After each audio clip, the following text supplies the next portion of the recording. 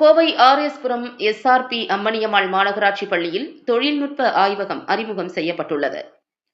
தமிழகத்தில் முதன்முறையாக பள்ளிக்கல்வித்துறை அமைச்சர் அன்பில் மகேஷ் பொய்யாமொழி ஆலோசனைப்படி கோவை மாநகராட்சி பள்ளிகளில் அறிவியல் புரட்சியை ஏற்படுத்தும் வகையில் ஏஆர், விஆர் என்கிற தொழில்நுட்ப வசதிகளுடன் அறிவியல் ஆய்வகங்கள் அமைக்கப்பட்டுள்ளன.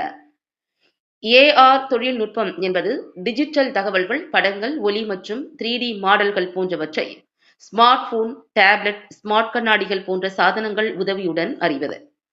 ஒரு மாணவர் இத்தொழில்நுட்பம் மூலமாக தனது புத்தகத்தில் உள்ள ஒரு வரலாற்று சிறப்புமிக்க கட்டிடத்தின் 3D மாதிரியை ஸ்மார்ட் போனில் பார்க்கலாம்.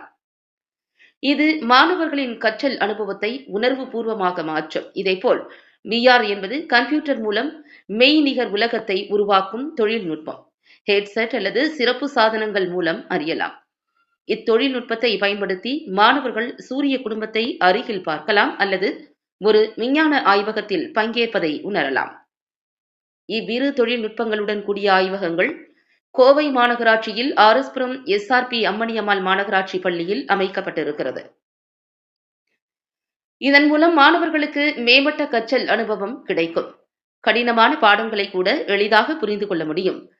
இத்தொழில்நுட்பம் வாயிலாக கற்பிக்கும் முறைகள் மாணவர்களின் கவனத்தை ஈர்த்து அவர்களின் ஆர்வம் மற்றும் ஈடுபாட்டை அதிகரிக்க செய்யும்.